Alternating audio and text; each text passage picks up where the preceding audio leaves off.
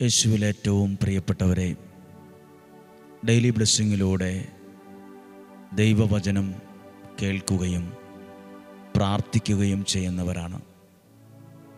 ഓരോരുത്തരെയും വളരെ സ്നേഹത്തോടെ പ്രാർത്ഥനയോടെ കാണുകയും ദൈവാനുഗ്രഹം നിങ്ങൾക്ക് ഉറപ്പ് നൽകുകയും ചെയ്യുകയാണ്. നമ്മൾ ഈ ഡെയിലി ബ്ലെസ്സിങ്ങിൽ ഈ വചനം കേൾക്കുന്നത് അല്ലെങ്കിൽ ഈ ആലയത്തിൽ വരുന്നത് വേറെ ആവശ്യങ്ങളൊന്നും ജീവിതത്തിൽ ഇല്ലാത്തത് കൊണ്ടല്ല. ഒരുപാട് ആവശ്യങ്ങളുണ്ട് നമ്മുടെ ജീവിതത്തിൽ. അങ്ങോട്ട് പോകാനുണ്ട്, വേറെ ആളെ കാണാനുണ്ട്, നൂറുകൂട്ടം ജോലിത്തിരക്കുണ്ട്, ആവശ്യങ്ങൾ പലതുമുണ്ട്. പോകേണ്ട ആവശ്യമുണ്ട്, വരേണ്ട ആവശ്യമുണ്ട്, ജോലിയുടെ ആവശ്യമുണ്ട്. പക്ഷെ വചനം കേൾക്കുന്നതും കുറച്ചു നേരം ദൈവസന്നിധിയിൽ ചെലവഴിക്കുന്നതും അതിനേക്കാൾ അത്യാവശ്യമുള്ളൊരു കാര്യമാണെന്ന് ദൈവം നിങ്ങളിൽ പ്രചോദിപ്പിക്കുന്നത് കൊണ്ടാകാം ഇവിടെ വന്നത്, അല്ല എവിടെ ഇരുന്ന് പ്രാർത്ഥിക്കുന്നത്, വചനം കേൾക്കുന്നത്. അതൊരനുഗ്രഹമായിട്ട് വരും. നിങ്ങൾ മനസ്സുകൊണ്ട് പ്രാർത്ഥിച്ചേ, പ്രാർത്ഥനയോടെ ശ്രദ്ധിച്ചേ. ഞാൻ ഈ വചനം കേൾക്കുന്നത് എൻ്റെ ജീവിതത്തിലൊരു നന്മയുടെ അനുഗ്രഹത്തിൻ്റെ വാതിൽ തുറന്ന് കിട്ടാനാണെങ്കിലോ, ഇതൊരു ദൈവ പദ്ധതിയാണ്. ഡെയിലി ബ്ലെസ്സിങ്ങിൽ വചനം കേൾക്കുന്ന എല്ലാവരെയും ഓർക്കുന്നു.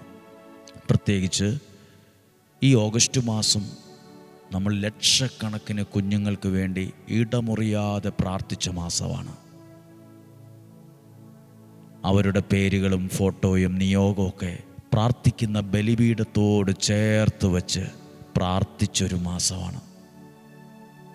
നന്ദിയോടെ ഓർക്കുന്നു. ദൈവാനുഗ്രഹത്തിൻ്റെ അടയാളങ്ങൾ ഉണ്ടാകട്ടെ. ഒത്തിരി പേര് പറയാറുണ്ട്, എന്തിനാ പ്രാർത്ഥിക്കുന്നത്, എന്തിനാ ഇങ്ങനെ വചനം കേൾക്കുന്നത് എന്നൊക്കെ പറയാറുണ്ട്. നിങ്ങളോടും പറഞ്ഞിട്ടുണ്ടാവും, ഞങ്ങൾക്ക് അയച്ചു തരണ്ട, ഞങ്ങൾക്കിതൊന്നും ഇഷ്ടമല്ല, ഞങ്ങളൊക്കെ അങ്ങനെയാണ് ഇങ്ങനെയാണെന്നൊക്കെ പറയും. ഒരു പുഴ പോലും ചിലപ്പോൾ ഒറ്റയ്ക്ക് കിടക്കാൻ പറ്റിയെന്ന് വരില്ല. ഒഴുകുന്നൊരു പുഴയെ ചിലപ്പോൾ ഒറ്റയ്ക്ക് കടന്ന് അപ്പുറം മുറിച്ച് കിടക്കാൻ പറ്റിയെന്ന് വരില്ല. അതിനു പോലും ചില മനുഷ്യരുടെ സഹായം, കൈ കൊണ്ട് കൈ ചേർത്ത് പിടിച്ചുള്ള സഹായം ആവശ്യമാണ്. അങ്ങനെയെങ്കിൽ ജീവിതത്തിൽ വെളിപ്പെടുന്ന ചില പ്രശ്നങ്ങൾ, പ്രതിസന്ധികൾ, വെല്ലുവിളികൾ, ഒറ്റപ്പെടലുകൾ, മനോദുഃഖങ്ങൾ ഒക്കെ മറികടക്കാൻ പ്രാർത്ഥനയുള്ള, ദൈവത്തോട് ബന്ധമുള്ള ചില നല്ല മനുഷ്യരുടെ സഹായം നമുക്കും ആവശ്യമാണ്. പ്രാർത്ഥന ആവശ്യമാണ്. വെറുതെ പറഞ്ഞതല്ല. ഒഴുകുന്നൊരു പുഴ പോലും ചിലപ്പോൾ ഒറ്റയ്ക്ക് മറികടന്നങ്ങ് പോകാം എന്ന് വിചാരിച്ചാലും പറ്റിയെന്ന് വരില്ല. ചില മനുഷ്യരുടെ സഹായം വേണം. നിങ്ങൾക്ക് പ്രാർത്ഥനയുള്ള, ദൈവാനുഗ്രഹമുള്ള എന്ന് പറഞ്ഞാൽ ദൈവത്തോട് ബന്ധമുള്ള നല്ല മനുഷ്യരുടെ സഹായം കുഞ്ഞെ നിനക്കും നിൻ്റെ വീടിനും നിൻ്റെ ഭാവിക്കും യാത്രകൾക്കും ഒക്കെ ആവശ്യമാണ്. പ്രാർത്ഥിക്കുവാണ്. ഇന്ന് പ്രതീക്ഷയോടെ ഈ വചനം കേട്ടെ. അനുഗ്രഹത്തിൻ്റെ ഒരു വാതിൽ ദൈവം തുറക്കും എന്നതിനു വേണ്ടി ഇത് പറയുന്നത്. ഉൽപ്പത്തി പുസ്തകം 8-ാം അധ്യായം 20-ാമത്തെ വാക്യം. ഉൽപ്പത്തി 8:20. ഞാനിത് ഇതിനു മുമ്പ് പറഞ്ഞിട്ടുണ്ട്, പ്രസംഗിച്ചിട്ടുമുണ്ട്. എങ്കിലും ഈ വാക്യം ഒന്ന് ശ്രദ്ധിച്ചേ. നോഹ കർത്താവിനൊരു ബലിപീഠം നിർമ്മിച്ചു, ഉണ്ടാക്കി. ഇല്ലായിരുന്നു, പക്ഷെ അവിടെ നിർമ്മിച്ചു. നോഹ ദൈവത്തിനൊരു ബലിപീഠം നിർമ്മിച്ചു. ശുദ്ധിയുള്ള എല്ലാ മൃഗങ്ങളിലും പക്ഷികളിൽ നിന്ന് അവൻ അവിടത്തേക്കൊരു ദഹന ബലി അർപ്പിച്ചു, പ്രാർത്ഥിച്ചു. ഒരു ബലി അർപ്പിച്ച് പ്രാർത്ഥിച്ചു. 21. ആ ഹൃദ്യമായ ഗന്ധം, ആ ബലിയർപ്പിച്ച് പ്രാർത്ഥിച്ചതിൻ്റെ സുഗന്ധം എവിടെ എത്തി? ആ ഗന്ധം ആസ്വദിച്ചപ്പോൾ കർത്താവ് പ്രസാദിച്ചരുളി. നമ്മുടെ പ്രാർത്ഥനയുടെ ഗന്ധം സ്വർഗത്തിലെത്തുമ്പോൾ പ്രസാദിക്കുന്ന ദൈവമുണ്ട്. ദൈവപ്രസാദം പ്രാർത്ഥിക്കുന്ന എനിക്കും നിങ്ങൾക്കും കിട്ടും. സ്വർഗത്തിലെ ദൈവം ഞാൻ ഈ ഭൂമിയിലിരുന്ന് ദൈവവചനം കേൾക്കുമ്പം, അത് ധ്യാനിക്കുമ്പം, അത് സ്വീകരിക്കുമ്പം സ്വർഗത്തിൽ അതിൻ്റെ സുഗന്ധമെത്തുമെന്നും ആ പ്രവൃത്തിയിലൂടെ സ്വർഗത്തിലെ ദൈവം പ്രസാദിക്കുമെന്നും ബൈബിൾ പറയുന്നു. പ്രാർത്ഥിക്കുന്ന, ദൈവവചനം കേൾക്കുന്ന, അതെഴുതുന്ന, അത് അയച്ചു കൊടുക്കുന്ന നിങ്ങളെ ഓർത്ത് സ്വർഗത്തിലെ ദൈവം പ്രസാദിക്കും എന്നും പറയുന്നൊരു വാക്കാണ്. ഞാൻ നിമിത്തം ഒരാളെങ്കിലും സന്തോഷം അനുഭവിക്കട്ടെ, ഞാൻ നിമിത്തം ഒരാൾ ദൈവത്തെ അറിയാനിടയാകട്ടെ, ഞാൻ നിമിത്തം ദൈവത്തിൻ്റെ ഈ വചനം ഒരാൾ കേൾക്കാനിടയാകട്ടെ, ഞാൻ നിമിത്തം. അതൊരനുഗ്രഹമാണ്. വിശ്വസിച്ച് പ്രസാദിച്ചരുളി. ഇനി പ്രസാദിച്ചത്, ദൈവം പ്രസാദിച്ചപ്പം ഒരു ദിവസത്തേക്കുള്ളൊരു അനുഗ്രഹമല്ല കൊടുത്തത്. 22-ാമത്തെ വാക്യം, ഒരു വാതിൽ തുറക്കുവാണ്. ഭൂമിയുള്ളിടത്തോളം കാലം വിതയും കൊയ്ത്തും ചൂടും തണുപ്പും വേനലും വർഷവും രാവും പകലും നിന്നു പോവില്ല, നിലയ്ക്കുകയില്ല. നിലനിൽക്കുന്നൊരനുഗ്രഹം അവിടെ ഉണ്ടായി. അനുഗ്രഹത്തിൻ്റെ ഒരു വാതിലിനെ ദൈവം തുറന്നു. ഡെയിലി ബ്ലെസ്സിങ്ങിൽ വചനം കേൾക്കുന്നവരെ, പ്രാർത്ഥിക്കുന്നവരെ, ദൈവനിയോഗമുള്ളത് കൊണ്ടായിരിക്കും നമ്മൾ ഒരുമിച്ച് നിൽക്കുന്നത്. ദൈവം കൂട്ടിച്ചേർത്ത ചില ബന്ധങ്ങളുണ്ട്. ദൈവം കൂട്ടിച്ചേർത്ത ചില ബന്ധങ്ങൾ. കീറിയ തുണിയുണ്ടല്ലോ, സൂചിയും നൂലും കോർത്ത്, സൂചിയും നൂലും ഉപയോഗിച്ച് തുന്നിക്കെട്ടാൻ പറ്റും.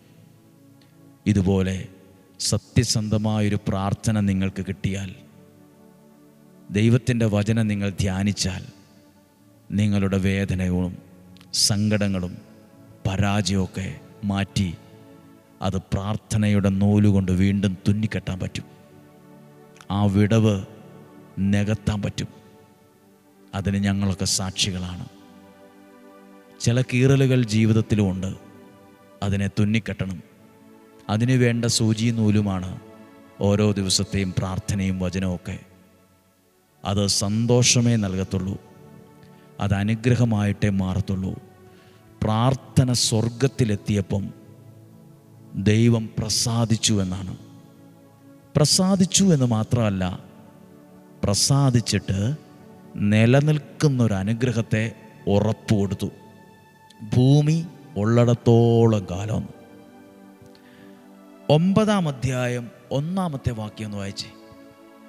നോഹ ബലിയർപ്പിച്ചു പ്രാർത്ഥിച്ചിട്ട് എന്ത് സംഭവിച്ചു എന്ന്. നോഹയെയും പുത്രന്മാരെയും അനുഗ്രഹിച്ചുകൊണ്ട് ദൈവം പറഞ്ഞു. അപ്പം പ്രാർത്ഥിച്ചത് വെറുതെ ആയില്ല. കിട്ടിയതോ ഒരു വലിയൊരു അനുഗ്രഹമാണ്.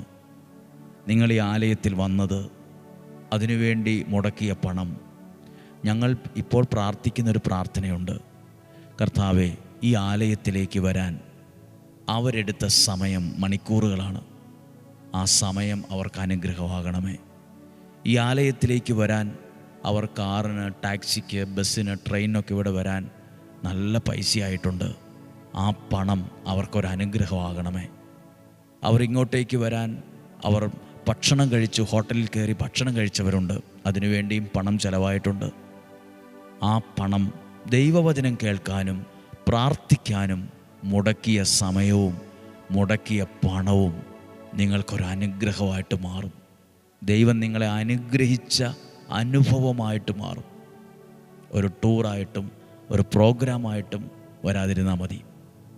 ഇതൊരു ശുശ്രൂഷയാണ്. ദൈവത്തിൻ്റെ ശബ്ദം കേൾക്കുന്ന സ്ഥലം, ദൈവത്തിൻ്റെ കാലൊച്ച കേൾക്കുന്ന സ്ഥലമാണ്. ദൈവത്തോടുള്ള ബന്ധം മനുഷ്യൻ ആരംഭിക്കുന്ന സ്ഥലമാണിത്. ദൈവത്തോടുള്ള ബന്ധം മനുഷ്യൻ തുടങ്ങുന്ന സ്ഥലമാണിത്. പ്രാർത്ഥനയാണിത്. നിങ്ങൾക്ക് വേണ്ടി പ്രാർത്ഥിക്കുകയാണ്.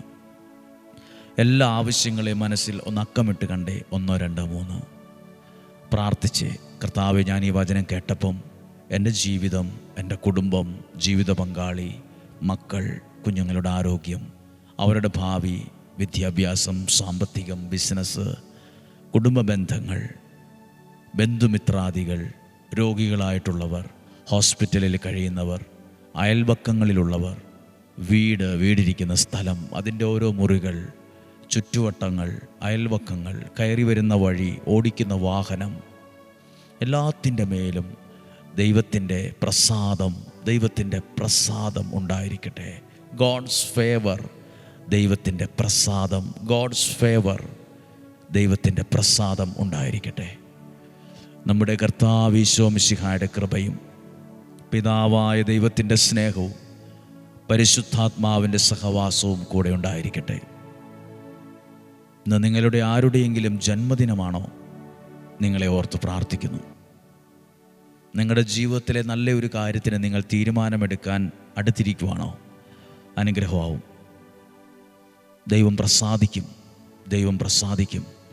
രോഗങ്ങളും അപകടങ്ങളും ദുർമരണങ്ങളും മാറിപ്പോകട്ടെ. ദീർഘായുസ്സും ആരോഗ്യവും സന്തോഷവും സമാധാനവും ഉണ്ടാകട്ടെ.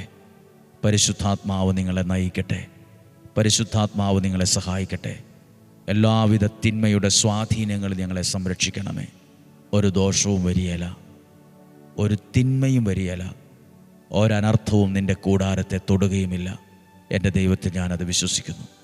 ഇവിടെ പ്രാർത്ഥിക്കുന്ന പ്രാർത്ഥനകൾ അനുഗ്രഹമാകണമേ.